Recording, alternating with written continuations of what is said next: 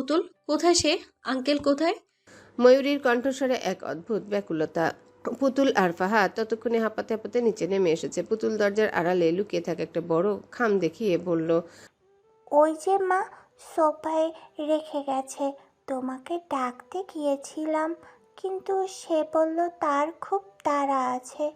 ময়ূরী ধীর পায়ে সোফার দিকে এগিয়ে গেল। সাদা রঙের একটা খাম, উপরে নীল কালিতে গোটা গোটা অক্ষরে লেখা। আমার স্ত্রী ময়ূরীর জন্য। হাতের লেখাটা দেখার সাথে সাথে তার চোখের কোণে অজান্তেই পানি জমে উঠল। এই টান, এই বাঘগুলো তো তার অতি পরিচিত। তাহসিনের হাতের লেখা। কাঁপা কাঁপা হাতে খামটা খুলল সে। একটা ছোট চিঠি, তাতে লেখা, শুনছ পুতুলের মা, আমি তোমার স্বামী মিসবাহ তাহসিন সদকে বলছি। তোমাকে আজ থেকে ঠিক 2 বছর আগে নিকাহ করেছিলাম আমি। আজ গত 2 বছর ধরে দেশের বাইরে আছি কাজের জন্য। রেগে আছো বেগম সাহেবা জানি। তোমার এই অষ্টাদশী হওয়ার বসন্তগুলো আমি পাশে থেকে বরণ করতে পারিনি। বিদেশের এই যান্ত্রিক শহরে বসে যখন এই ক্যালেন্ডারের পাতায় নভেম্বর দেখি, তখনই বুকটা হাহাকার করে ওঠে। মনে পড়ে যায় তোমার ওই মায়াবী মুখখানা, ছাদের দড়িতে কাপড় নাড়াচাড়া আর তোমার ওই চঞ্চল হরণের মতো চলাফেরা। রেগে থেকো না বেগম সাহেবা। পুতুল আর ফায়াতকে বড় করার যে সংগ্রাম তুমি করেছ, তার প্রতিটি মুহূর্ত আমি দূরে থেকে অনুভব করি। অফিসে বলেছি তোমাদের সবটুকু আঁকলে রাখতে, কিন্তু আমি জানি আমি পাশে না থাকলে তোমার ওই পূর্ণিমার মতো হাসিটা অধরাই থেকে যাবে। এই চিঠি যখন তোমার হাতে পৌঁছাবে, হয়তো আমি তোমার কাছে নেই, কিন্তু আমার পাঠানো নবান্নের নতুন সুগন্ধটা তোমার চারপাশ ঘিরে থাকবে। খুব শীঘ্রই সব কাজ গুছিয়ে ফিরে আসবো আমি। সেই দিন তোমার ওই চিকচিক করা সোনার বেলার শব্দ শুনবো, আর তোমার ওই মায়াবী চোখ দুটোর কাছে 2 বছরের হিসাব দেব। আমার জন্য অপেক্ষায় থেকো, এটি তোমার অফিসার। চিঠিটা পড়া শেষ করে ময়ূরী স্তব্ধ হয়ে দাঁড়িয়ে রইল। দুপুরের কড়া রোদটা এখন আর গায়ে জ্বালা ধরাচ্ছে না। পুতুল আর ফাহাদ তখন এক কোণায় লুকোচুরি খেলছে। তাদের হাসির শব্দে বাড়িটা মোমো করছে। ময়ূরী চিঠিটা বুকের উপর চেপে ধরে চোখ বুঝল।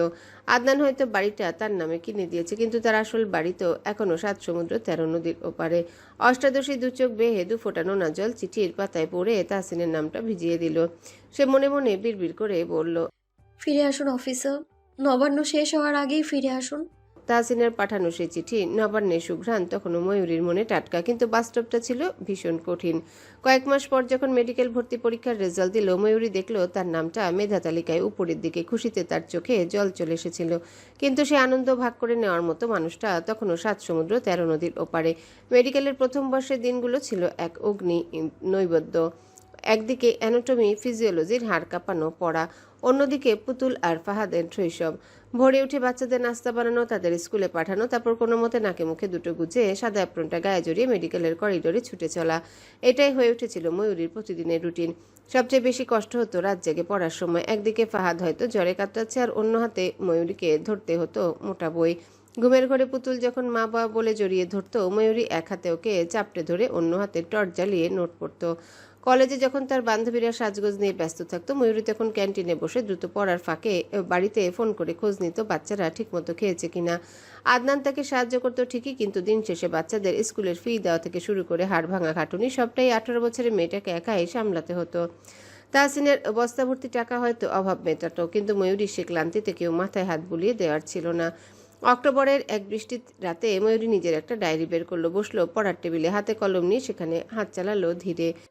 অফিসার, আপনি বলেছিলেন আমি আপনার বাড়ি, কিন্তু এই বাড়িতে এখন বড্ড ঝড়।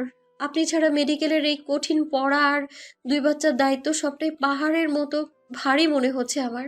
কিন্তু আমি হার মানবো না। যেদিন আপনি ফিরবেন সেদিন আপনার সামনে শুধু আপনার স্ত্রী হয়ে নয়, একজন ডক্টর হয়ে দাঁড়িয়ে দেখাবো। তবে আপনি কি ফিরবেন না? মাস গিয়ে বছর কেটে যাচ্ছে, তবু আপনার কোনো খোঁজ নেই। কবে আপনার বুকে আবার মাথা রাখবো আমি? কবে জড়িয়ে ধরে বলবো আপনার বেগম সাহেবা আজও সেই শ্যামবর্ণের এক অসভ্য পুরুষের ভালোবাসায় মগ্ন? নিজের স্বপ্ন আর মাতৃত্বের এই টানাপোড়ানে ময়ূরী ধীরে ধীরে ইস্পাতের মতো শক্ত হয়ে উঠেছিল। 2য় বর্ষের সেই হাড় কাঁপানো শীতের রাত। ময়ূরী তখন কার্ডিওভাস্কুলার সিস্টেমের উপর প্রিপারেশন নিচ্ছিল। সামনে এই কঠিন কার্ড পরীক্ষা। একদিকে পড়া শেষ করা, অন্যদিকে 2 বাচ্চার কম্বল ঠিক করে দেওয়া, সবই সে একা হাতে সামলাচ্ছে। তাহসিনের সেই গোপন মিশন ময়ূরীর জীবনকে এক অদ্ভুত নিস্তব্ধতায় ডুবিয়ে দিয়েছিল। এসবি অফিসার হওয়ার কারণে তার কোনো হদিস নেই, কোনো ফোন নেই। ওই একটা পুরনো চিঠি ময়ূরীর একমাত্র অক্সিজেন। বাচ্চারা এখন আর আগের মতো কান্নাকাটি করে না। ওরাও বুঝে গেছে মায়ের পড়ার সময় ডিস্টার্ব করতে নেই। 19 বছর বয়সে যেখানে মেয়েদের জীবন থাকে রঙিন ফিতায় বাঁধা, সেখানে ময়ূরীর জীবন বাঁধা পড়েছে মেডিকেলের সাদা পৃষ্ঠার মাতৃত্বের কঠিন শৃঙ্খলে। সময়ের সাথে সাথে ময়ূরীর পরীক্ষা শেষ হল, লম্বা একটা ছুটি পেয়েছে। সেদিনটা ছিল শুক্রবার। আদনান যেহেতু এই বাড়িতে থাকে তাই তাকে কষ্ট করে আর বাজার করতে হয় না। তাছাড়া আদনান না থাকলেও তাহসিনের অফিস থেকে কোনো না কোনো অফিসার এসে সব কাজ করে দিয়ে যায়। আজ ঘুম ভাঙলো তার ভোরবেলায়। নামাজ শেষ করে বের হলো ঘর থেকে। হিমির ফুটফুটে একটা ছেলে হয়েছে মাস 4 আগে, নাম রেখেছে আরাফ। বড্ড মিষ্টি বাচ্চাটা। ময়ূরী ভাবলো আজ সবার জন্য নিজের হাতে রান্না করবে, যেই ভাবা সেই কাজ। রান্না শেষ করতে করতে উপর থেকে আরাফের কান্নার শব্দ ভেসে এলো কানে। মুচকি হাসলো সে। এখন নিশ্চয়ই হিমি গলা ফাটিয়ে চিৎকার করে বলবে, শুনছো পুতুলের মা, তাড়াতাড়ি এই বিছুর কান্না থামিয়ে যাও। হলো তাই। হিমির ডাক পড়েছে। ময়ূরী হাত মুছে তাড়াতাড়ি ছুটলো উপরে। আদনান বাড়িতে নেই তাই ময়ূরী নক করলো না দরজায়। হিমির কোলে 4 মাসের বাচ্চাটা হাউমাউ করে কাচ্ছে। ময়ূরী নিকটে এসে ওকে কোলে নিতে নিতে বলল, আমি বাড়িতে না থাকলে কি করো কি তুমি? নাজমা আপা বাচ্চাকে সামলে রাখতে পারে? হিমি দীর্ঘশ্বাস ফেলে বলল, তোমার দেবরকে এই কথা কি করে বুঝাই বলো? সে কি বলে জানো? ময়ূরী ঠোঁট টিপে বলল, কি বলে? এই মুহূর্তে আরো একটা বাচ্চা নেওয়া সম্ভব, সবে আরাফের 4 মাস। ময়ূরী চোখ বড় বড় করে বলল, ভাইয়া কি আরো বেবি চাইছে? তাহলে আর বলছি কি? মাথা ঝাঁকিয়ে হাসলো ময়ূরী। আরাফ কান্না থামিয়ে ময়ূরীর দিকে ড্যাব ড্যাব করে তাকিয়েছে। বড্ড মায়া তার এই বাচ্চাটার প্রতি। হঠাৎ শুষ্ক ঠোঁট ভেজালো, কণ্ঠে কেমন বিষণ্ণতা তার। তোমার বন্ধুর ইচ্ছে তারও একটা মেয়ে হবে। পুতুল তো ভাই চায়, ভাই চায় বলে মাঝে মধ্যে পুরো বাড়ি মাথা তুলে ফেলে। হিমির খারাপ লাগলো। ময়ূরীর এই এক কথা সে প্রায় বছর খানেক ধরে শুনছে। ময়ূরী আরাফের কপালে চুমু এঁকে ঠোঁট ফুলিয়ে বলল, তোমার চাচু এলে খুব বকবে কেমন? পাষাণ লোক তোমার চাচি আম্মাকে ছাড়া কতগুলো বছর কাটিয়ে দিয়েছে, দেখেছো আব্বু? আরাফ গাল ভরে হাসলো। সে কি কিছু বুঝেছে? ময়ূরী মুচকি হেসে ওকে শুইয়ে দিয়ে বলল, আজ পুতুলের চাচা আর বড় আম্মা আসবেন, কি রান্না করব বুঝতে পারছি না। এইসব নিয়ে আলাপ আলোচনা হলো খানিকক্ষণ। আজ মাহাতাব আর আফিয়া আসবে ঢাকায়। দুপুরে খানিক আগে দিয়ে গেল তারা। পুতুল চাচার বড় আম্মাকে পেয়ে সব ভুলে বসেছে। খাবার দিয়েছে ময়ূরী মাত্রই। আজ বাড়ি জুড়ে মানুষ, আনন্দের শেষ নেই বললেই চলে। মাহাতাব আগের চেয়ে বেশ গম্ভীর হয়েছে। বারবার একটা ভাব আছে মুখশ্রী জুড়ে। আফিয়ার মাঝে কোনো পরিবর্তন নেই, সেই আগের মতোই আছে এখনো। খাওয়া দাওয়া শেষে ওরা বসলো ড্রয়িং রুমে। মাহাতাবের কোলে পুতুল বসে আছে। ফাহাদ আরাফকে নিয়ে ব্যস্ত। হিমির সাথে ময়ূরী নীরবে শাড়ির আঁচল টেনে বসলো আফিয়ার পাশে। মাহাতাব খানিকক্ষণ চুপ থেকে বলল, মেজো আম্মা তোমাদের একবার দেখতে চাইছেন। নাতনির জন্য বড্ড খারাপ লাগে তার। ময়ূরী মাথা নিচু করে আঁচল কোচলে নিভুস্বরে বলল, আমি আমার স্বামীর আদেশ অমান্য করতে পারবো না ভাইয়া। উনি আমায় বারবার বলেছেন জীবন থাকতে যেন ওই বাড়ির নাম মুখেও না আনি। আমারও ইচ্ছে হয় আমার সাথে দেখা করার, কিন্তু যেখানে পুতুলের বাবা নিজ মুখে এই কথা বলে গেছে সেখানে আমি কি করে যাই বলুন? মাহাতাব দীর্ঘশ্বাস ফেলে বলল, তবে আজ তোমায় আমাদের সাথে বগুড়া যেতেই হবে। তুমি না হয় ফরাজি বাড়ি থাকো, মেজো আম্মাকে আমি তোমাদের বাড়ি নিয়ে আসবো। এই প্রস্তাবে রাজি হলো ময়ূরী। শুনেছে আব্বার শরীর তেমন একটা ভালো নয়। তাহসিন যাওয়ার পর তো সে গ্রামে যায়নি। প্রত্যেকবার বক্কর নিজে এসে দেখা করে গেছেন তাদের সাথে। ময়ূরী কত করে বলেছে তাদের সাথে থাকতে, কিন্তু বক্কর নারাজ মেয়ের সংসারে এসে বসে থাকতে। যদিও ময়ূরী জোর করে আব্বার জন্য কিছু হাত খরচ পাঠায়। বিকেলে রওনা হলো সে ভাই আর মেয়েকে নিয়ে। নাজমাকে রেখে গেল হিমির কাছে। মেয়েটা একা একা বাচ্চা সামলাতে পারে না। খুব সম্ভবত আদনানের মা আসবেন এই সপ্তাহে। পুরো রাত জার্নি শেষে গাড়ি যখন গ্রামের মেঠোপথে এসে থামলো তখন পূব আকাশে সবেমাত্র ভোরের রাঙা আলো ফুটতে শুরু করেছে। শিশির ভেজা ঘাসের ঘ্রাণে চারিপাশ মমো করছে। গাড়িটা বাড়ির ফটকে থামতেই দেখা গেল বক্কর দাঁড়িয়ে আছেন। বয়সের ভারে শরীর কিছুটা ক্ষীণ হলেও ব্যক্তিত্বে এক চুলও ভাটা পড়েনি। কোমরে হাত দিয়ে শক্ত হয়ে দাঁড়িয়ে আছেন তিনি। চোখে সেই চিরচেনা প্রখর দৃষ্টি। কোনো লাঠি বা কারো সাহায্যের প্রয়োজন নেই তার, একাই যেন 100। ময়ূরী গাড়ি থেকে নামতেই বক্কর গম্ভীর কিন্তু স্নেহাস্পদ গলায় ডাকলেন, এলি তবে? তোর স্বামীর আদেশের চেয়ে কি জন্মদাতা বাপের টানটা বড় হয়ে গেল? ময়ূরী দৌড়ে গিয়ে জড়িয়ে ধরল আব্বাকে। বক্কর নিজেও মেয়ের সাথে কেঁদে উঠলেন। আজ ছোট্ট ফাহাদ ঘুম ঘুম চোখে গাড়ি থেকে নেমে আব্বাকে দেখে চিৎকার করে দৌড়ে এলো। সোজা উঠে এলো আব্বার কোলে। বক্কর হাসি চেপে চোখের পানি মুছে বললেন, আমার ঘরের শান্তি আবার ফিরে এসেছে, আল্লাহর কাছে হাজার শুকরিয়া। ময়ূরী বাড়ির ভেতর ঢুকে ডুকরে উঠল মায়ের কবরের দিকে তাকিয়ে। আম্মা আজ নেই। গোটা 3 বছর হয়েছে, অথচ পুরো বাড়িটা সেই আগের মতোই চকচক করছিল। বক্কর অযত্ন হতে দেননি। বাড়ির ঠিক আগের মতোই ভালোবাসায় মুড়িয়ে রেখেছেন। আম্মা, ময়ূরী এসেছে পুতুলকে নিয়ে। আফিয়ার কথায় সিতারা বেগম অবাক নয়নে মুখ ফেরালেন, বললেন, তাসিনের বউ এসেছে? আফিয়া মাথা নাড়ায়। তিনি দরজার দিকে এগিয়ে যেতে যেতে বলেন, অবশেষে বাড়িতে পা পড়লো তার।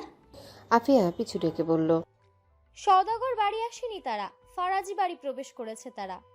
সিতারা বেগমের পা থমকে গেল। ব্যথিত চোখে পিছু ফিরে বললেন, এই বাড়ি আসেনি? এখনো এত জেদ? তাসনিন বারণ করেছে আম্মা, ময়ূরী ভাইকে দেওয়া ওয়াদা ভঙ্গ করবে না। তিনি মাথা নাড়িয়ে ছুটলেন অরুণিমা বেগমের ঘরের দিকে। অরুণিমা বেগম সবে রান্নাঘরের দিকে যাচ্ছিলেন। সিতারা বেগমকে দেখে থামলেন তিনি।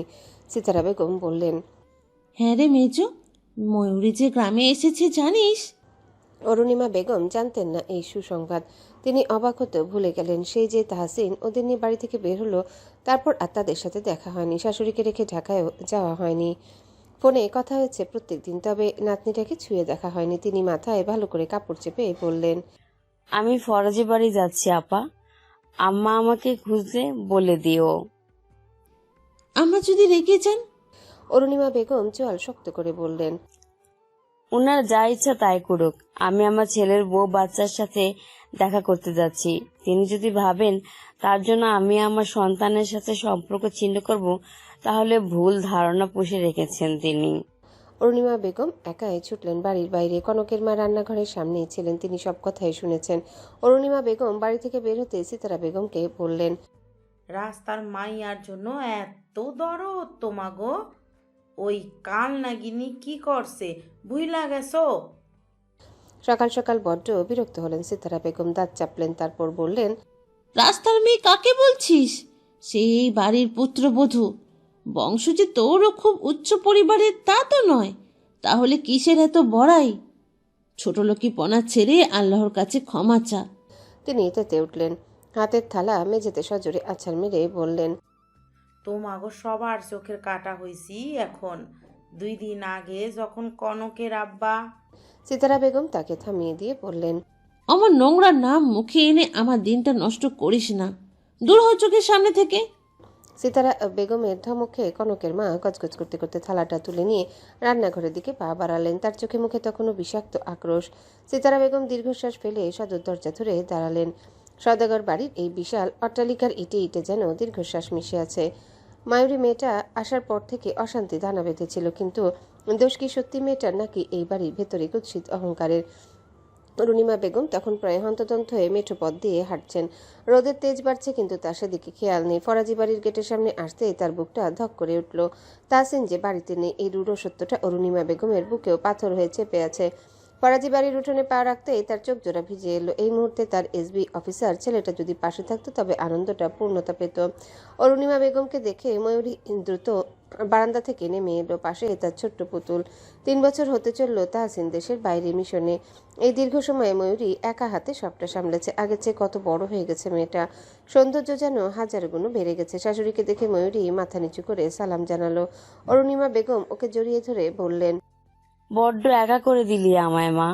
তাহসিন যাওয়ার আগে কত করে বলেছিলাম সওদাগর বাড়ি থেকে যেতে, কিন্তু তোরা জেদ করলি। ওই বাড়িতে একলা পড়ে আছিস। আমার কলিজাটা যে কি পরিমাণ পড়ে তা কি জানিস? ময়ূরী ম্লান হেসে বলল, আম্মা, দাদির মনে যে জেদ, আমি সেখানে গেলে আপনাদের সম্মান আরো ধুলোয় মিশতো। পুতুলের বাবা যাওয়ার সময় আমায় বলে গেছে নিজের আত্মসম্মান বিসর্জন দিয়ে যেন কোথাও না যাই। অরুণিমা বেগম পুতুলকে জড়িয়ে নিলেন। দাদির গায়ের গন্ধ পেয়ে পুতুলের ছোট্ট হাতে অরুণিমা বেগমের আঁচল চেপে ধরল। অবিকল তাহসিনের মতো মুখ হয়েছে মেয়েটার। অরুণিমা বেগম পুতুলের কপালে চুমু খেয়ে বললেন, তাহসিনের সাথে শেষ কবে কথা হলো রে মা? ও কি জানে তোরা এই গ্রামে এসেছিস? ময়ূরী শুকনো মুখে আগে অরুণিমা বেগমকে নিয়ে ঘরে এলো। বিছানায় বসতে দিয়ে এক গ্লাস ঠান্ডা পানি এনে শাশুড়ির হাতে দিয়ে পাশে বসে কাতর গলায় বলল, আপনার ছেলে প্রায় বছরখানেক আগে আমার কাছে একটা চিঠি পাঠিয়েছিল। বলেছিল খুব শীঘ্রই ফিরে আসবে। আজ পুরো 3টা বছর কেটে গেছে, তবুও তার দেখা নেই। বলতে বলতে কেঁদে উঠল মেয়েটা। অরুণিমা বেগম দীর্ঘশ্বাস ফেলে মাথায় হাত বুলিয়ে দিলেন। বাড়িতে বক্কার নেই। তিনি বাজারে গেছেন বাজার করতে। গত বছর শবনমের বিয়ে হয়েছে এই গ্রামে। বাড়িতে চাচা চাচি আর আব্বা ছাড়া কেউ থাকেন না। ময়ূরী নিশ্চিত শাশুড়ি না খেয়ে ছুটে এসেছে। সে রুটি আর ভাজি বানিয়েছিল, সেগুলাই এনে দিল। অরুণিমা বেগম খেলেন হালকা। তিনি পুতুলের সাথে ফাহাদকে দেখে চোখ বড় বড় করে বললেন, ওটা ফাহাদ, কত বড় হয়ে গেছে। ময়ূরী মুচকি হাসল। অরুণিমা বেগমের ভীষণ গর্ব হলো ছেলের বউকে নিয়ে। মেয়েটার কদিন পর ডাক্তার হবে, পড়াশোনার পাশাপাশি কি সুন্দর দুটো ছোট ছোট বাচ্চাকে একা একা মানুষ করছে। শরীরে এত ধকলা দকুলায় ছেলেটা কবে আসবে আবার? কেমনই বা আছে তাহসিন? মায়ের মন কেঁদে উঠল সহসা। এক সন্তানকে হারিয়ে তিনি দিশেহারা, অন্যদিকে আরেকজনের কোনো খোঁজ খবর নেই। দুপুরের আঁচ লাগতেই ফরাজি বাড়ির দুয়ারে এসে হাজির হলো মধু। উঁচু পেট নিয়ে কোমরে হাত রেখে কপাল কুঁচকে তাকালো বাড়ির দিকে। পেছনে ওয়াহিদ বড় ব্যাগ টেনে আনতে মধু মেজাজ দেখিয়ে বলল, বাড়িতে তো কেউ নেই, আপনি না বললেন ময়ূরী এসেছে? ওয়াহিদ করুণ চোখে বাড়ির দিকে তাকালো। ওই তো ঘরের দরজা খোলা দেখা যাচ্ছে। মধু 7 মাসের গর্ভবতী, উঁচু পেট নিয়ে একটু চলাফেরা করা কষ্টই বটে। মেজাজটা সবসময় খিচে থাকে তার। ওয়াহিদ গলা ঝেড়ে চিৎকার করে বলল, এই বজ্জাত অফিসার বউ, এসেছিস নাকি? শালি সাহেবা, তাড়াতাড়ি আপনার মুখটা দেখান। ওয়াহিদের কণ্ঠস্বর শুনে ঘরের ভেতর থেকে দৌড়ে বেরিয়ে এলো ময়ূরী। মধু কেঁপে উঠল খানি। কি রূপ মেয়েটার, চোখ ধাঁধিয়ে এলো তার। সেই ষোড়শী বধূ আজ কত বড় হয়েছে, গায়ের পাতলা গয়নাগুলো চিকচিক করছে রোদের আলোয়। ময়ূরী মধুকে দেখে একগাল হেসে ছুটে এসে ঝাঁপিয়ে পড়ল। মধু হেসে ফেলল ওর পাগলামি দেখে। ওয়াহিদ বলল, এই বেয়াদব, আমার বউকে ছাড়। দেখছিস না ওর পেটে বাচ্চা? ময়ূরী চোখ পাকিয়ে বলল, তুমি তো সেই আগের মতোই সতীন সতীন ভাব নিয়ে থাকো। আমার বোনকে কিন্তু দেবো না তোমার কাছে। তোর বাড়া ভাতে ছাই দিয়েছি? তা আমি দিয়েছি? মধু লম্বা শ্বাস টেনে উঁচু পেট নিয়ে ঘরের দিকে এগিয়ে যেতে যেতে বলল, থামো তোমরা। ওরা ঘরের ভেতরে এলো। অরুণিমা বেগম ও বক্কর ঘরেই ছিলেন। তারা মূলত খেতে বসেছেন বলে বাইরে বের হননি। খাওয়া দাওয়া শেষে সবাই একত্রিত হয়ে এক জায়গায় বসলেন। মধু পুতুলকে দেখে কাছে ডেকে ওর মাথায় হাত বুলিয়ে বলল, পুতুল সোনা কত বড় হয়ে গেছে। পাশ থেকে ফাহাদ বলল, আর আমি বড় হইনি। হেসে ফেলল মধু। ফাহাদকে বুকে জড়িয়ে ধরে বলল, আমার ছোট ভাই আজীবন আমার কাছে ছোটই থাকবে। ময়ূরী মুচকি হাসলো। চঞ্চল মেয়েটা এখন একটু ভার হয়েছে, গাম্ভীর্য বজায় রাখতে শিখেছে। অরুণিমা বেগম বাড়ি ফিরে গেলেন বিকেলের দিকে। তাকে থাকতে বললেও তিনি থাকলেন না। বাড়ির সেই পুকুর পাড়ে আজ 2 বোন বসলো অনেক বছর পর। ময়ূরীর মাথায় কাপড় টেনে দৃষ্টি নত করতে মধু মুচকি হেসে বলল, অনেক বড় হয়ে গিয়েছিস। ময়ূরী বলল, মানুষ কি আজীবন ছোট থাকে আপা? তা থাকে না, কিন্তু বড্ড বেশি বড় হয়ে গিয়েছিস। ময়ূরী হেসে মাথা ঝাঁকিয়ে বলল, আপা ওয়াহিদ ভাই কি আগের মতোই আছে নাকি একটু পরিবর্তন হয়েছে? মধু একটা লম্বা শ্বাস ফেলে বলল, মানুষের স্বভাব কি আর বদলায় রে? সেই আগের মতোই খুঁতখুঁতে। এই যে পোয়াতি হলাম, এখন সারাক্ষণ এটা খাস না, ওটা করিস না, শাসন আর শাসন। তোর কথা বল, তাহসিন ভাই তো বিদেশে, টাকা পয়সা কোনো টানাটানি হয় না তো? ময়ূরী মুচকি হেসে বলল, না আপা, কিন্তু সমস্যা তো টাকা না, সমস্যা হলো মানুষটা পাশে নেই। ফাহাদ আর পুতুলের পড়াশোনা, স্কুল সব একা সামলাতে হয় আমায়। মাঝে মাঝে মনে হয় উনি কি আসলেই মিশন শেষ করে ফিরবেন নাকি ওখানেই থেকে যাবেন। ফিরবে, ফিরতেই হবে। সোনালি বিকেল তখন একটু অন্যরকম। ময়ূরী চুলায় রান্না চাপিয়ে কপালের ঘাম মুছল। রাতের রান্না শেষ করতে করতে অনেকটা দেরি হয়ে গেছে। চারিপাশ অন্ধকারে তলিয়ে গেছে। রাতে খাওয়া দাওয়া শেষে যে যার ঘরে চলে যেতেই ময়ূরী ঘরে এলো। পুতুল আজ খালার সাথে ঘুমাবে বলে বায়না ধরেছে। ময়ূরী ভাবলো আজ একটু বেশি সময় নিয়ে পড়া যাবে। ঘরে ঢুকে চুলগুলো সুন্দর করে খোপা করে বসলো বিছানায়। ময়ূরী গভীর রাতে ঘুমের ঘরে আচ্ছন্ন ছিল। টেবিলে রাখা হারিকেনের আলোটা অনেক আগে স্থিমিত হয়ে এসেছে। বিছানায় ছড়িয়ে ছিটিয়ে আছে ওর পড়ার বইগুলো। ঠিক সেই নিস্তব্ধ প্রহরে অনুভব করলো কেউ একজন পেছন থেকে খুব শক্ত করে ওকে জড়িয়ে ধরেছে। প্রথমে ভয় পেল, মুহূর্তে সেই পরিচিত পুরুষালী শরীরের ঘ্রাণ ময়ূরীর নাকে এসে পৌঁছালো। এই ঘ্রাণ ওর অতি পরিচিত, হৃদস্পন্দনে গেঁথে থাকা এক অনুভূতি। 3 বছরের দীর্ঘ বিচ্ছেদ এই ঘ্রাণকে ভুলিয়ে দিতে পারেনি। ময়ূরী ঝট করে চোখ মেলল। শরীরটা যেন পাথরের মতো জমে গেছে। অন্ধকারে অবয়বটা ভালো করে দেখা যাচ্ছে না, কিন্তু হাতে সেই শক্ত বাঁধন আর গলার কাছে কারো গরম নিঃশ্বাস বলে দিচ্ছে এটা স্বপ্ন নয়। ময়ূরী কাঁপা কাঁপা স্বরে, অস্ফুট স্বরে ডাকলো, পুতুলের বাবা। পেছন থেকে লোকটা কোনো কথা বলল না। বাঁধনটা আরো জোরালো করলো। ময়ূরী ধরফর করে উঠে বসতে চাইতেই ওর কানের কাছে একদম ফিসফিসি এক গম্ভীর কিন্তু আবেগী কণ্ঠস্বর ভেসে এলো, চুপচাপ শুয়ে থাকো বেগম সাহেবা। এই 3 বছরের ক্লান্তি এই এক মুহূর্তেই মিটিয়ে দিতে চাই। ময়ূরীর 2 চোখ বেয়ে তখন নোনা জল গড়িয়ে পড়ছে। সে বিশ্বাসই করতে পারছে না যে তার এসবি অফিসার স্বামী, যার কিনা সুদূর মিশনে থাকার কথা, সেই গভীর রাতে হঠাৎ তার পাশে।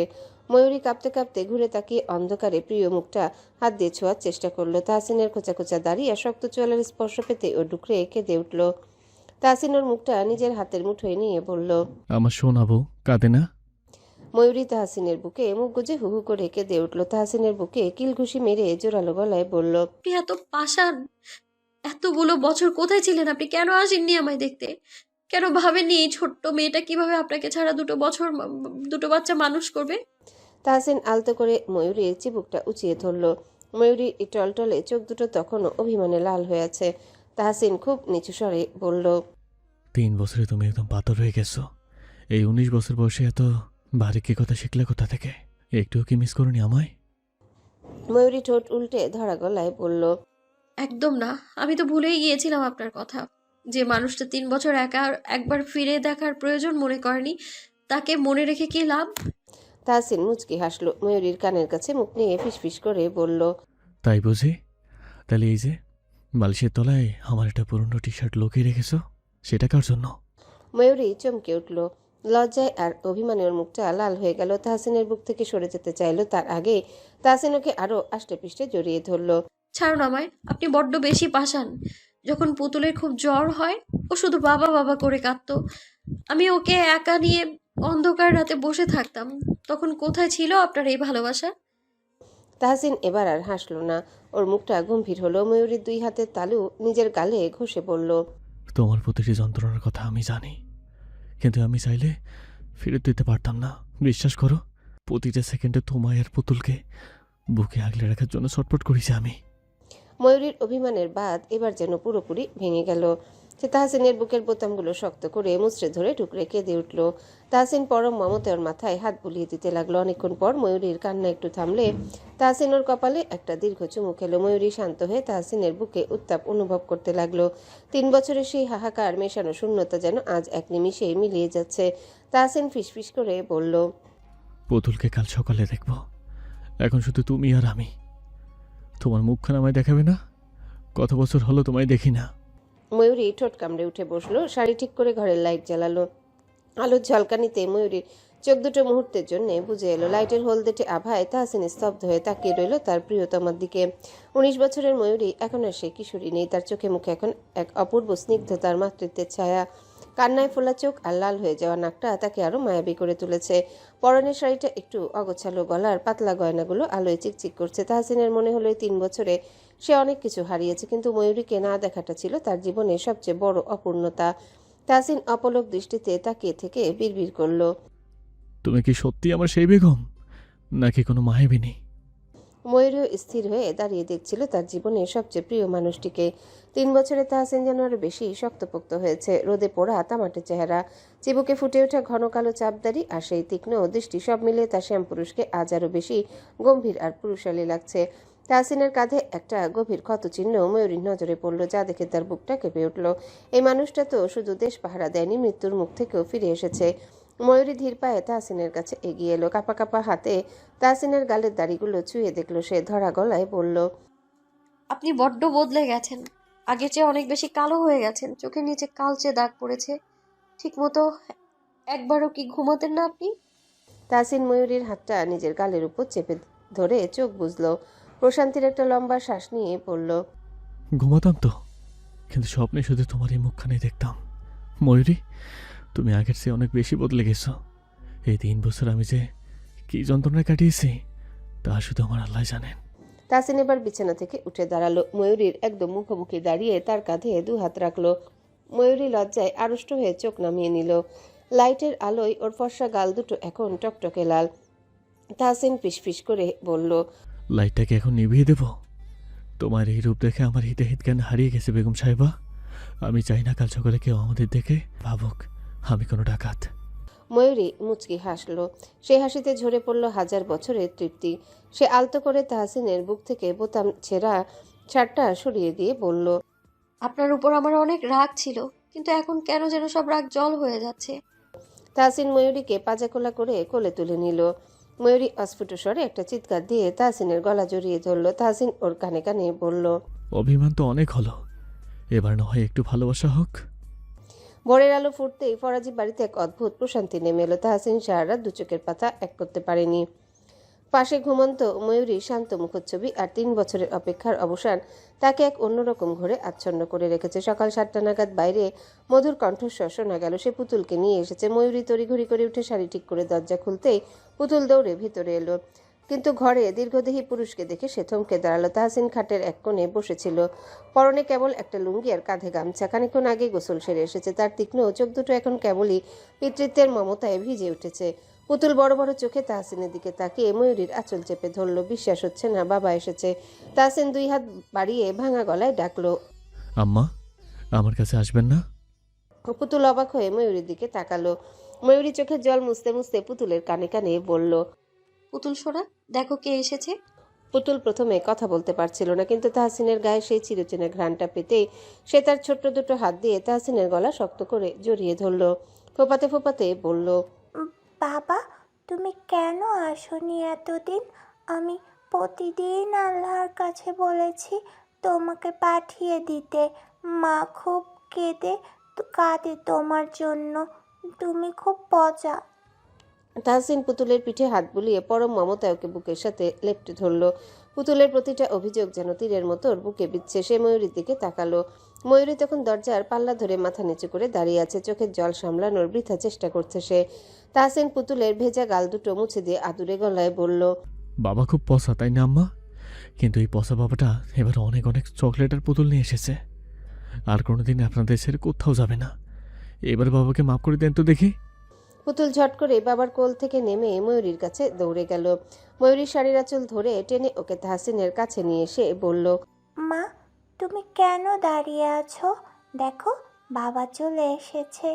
এখন থেকে তুমি আর রাতে লুকিয়ে কাঁদবে না, কেমন? পুতুলের এই নিষ্পাপ কথায় ময়ূরী আর নিজেকে ধরে রাখতে পারল না। সে হাঁটু গেড়ে বসে পুতুলকে জড়িয়ে ধরল। তাহসিনও এগিয়ে এসে দুজনার উপর নিজের আগলে রাখা হাত রাখলো। 3 বছর পর পূর্ণাঙ্গ এক পারিবারিক বৃত্ত তৈরি হলো ফরাজি বাড়ির নিভৃত ঘরে। সোনালি এই দুপুরটা আজ ভিন্ন রঙে রাঙিয়েছে ফরাজি বাড়ি। আজ পুরো বাড়ি পরিপূর্ণ। ময়ূরী নিজ হাতে আজ সবার জন্য রান্না করেছে। তাহসিন বারান্দায় বসে মুগ্ধ হয়ে ছোট্ট বউটার কাজ পর্যবেক্ষণ করছে। সেই কিশোরী বধূ আজ বড্ড বেশি বড় হয়ে গেল। বড্ড ইচ্ছে করছে পুরনো সেই কিশোরীর শাড়ির আঁচলে ডুবে থাকতে।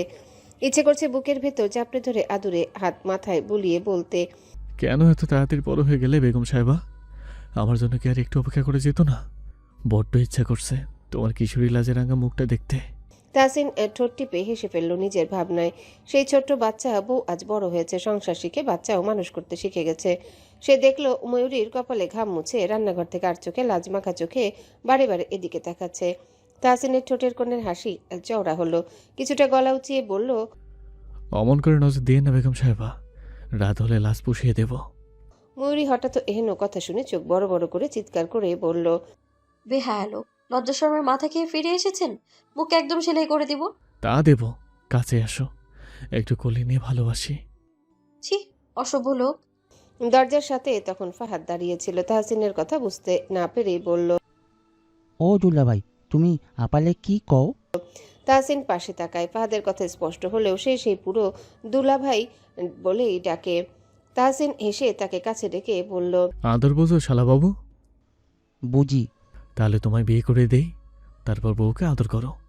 ফাহাদ ঠোঁট ফুলিয়ে ময়ূরীর ভাঁজ পড়া কপালের দিকে তাকিয়ে বলল, সুন্দর বউ এনে দেবে? দেব। তাহলে বিয়ে দিয়ে দিব। ময়ূরী দাঁত কটমট করে বলল, এসেই আপনার কাহিনী শুরু হয়ে গেছে না? একদম আমার ভোলাভালা ভাইকে ফাজিল বানাবেন না। তাহসিন বুক ফুলিয়ে বলল, তোমার ভাই এমনিতে ফাজিল, আর কি ফাজিল বানাবো? যখন তোমাকে বিয়ে করছি তখন ওর বয়স কত? ওইটুকু ছেলে তখন আমার বোনকে বিয়ে করতে চেয়েছিল, বলে গেছো তুমি? ময়ূরী বিরক্ত হয়ে বলল, আচ্ছা, ও বাচ্চা ছিল, ও তখন কিছু বুঝতো? এখন তো বোঝে। ভাবছি আদনানের মতো একটা সিনিয়র করে বিয়েটা দিয়ে দেব। দুপুরে সওদাগর বাড়ি থেকে কিছু মানুষ এলেন। তাহসিন এত বছর পর সবাইকে দেখে একটু ব্যথিত হয়েছিল। আম্মা, ভাই, ভাবি সবাই বদলে গেছে। সময় সত্যি কারো জন্য অপেক্ষা করে না। অরুণিমা বেগম ছেলের পাশে বসেছিলেন। তাহসিনের শ্যাম বর্ণের শরীর আর একটু চাপা হয়েছে। পাশে উজ্জ্বল রঙের ময়ূরী যেন বড্ড বেমানান। তিনি বললেন, তুমি কি ঠিক মতো খাওয়া দাওয়া করনি সেখানে? নিজের এমন হাল করেছো কেন? তাহসিন বলল, কাজের চাপ ছিল আম্মা, এখন এসেছি, আবার ঠিক হয়ে যাব। ময়ূরী নীরব চোখে তাকিয়েছিল তাহসিনের দিকে। তাহসিন ঘাড় বাঁকিয়ে ওকে দেখে হাত মুঠোয় চেপে ধরে মুচকি হেসে বলল, আর কোথাও যাচ্ছি না আমি। ময়ূরী হাসল। অরুণিমা বেগম লক্ষ্য করলেন ছেলের হাত। ময়ূরীর হাতের উপর তিনি মুচকি হেসে দীর্ঘশ্বাস ফেললেন।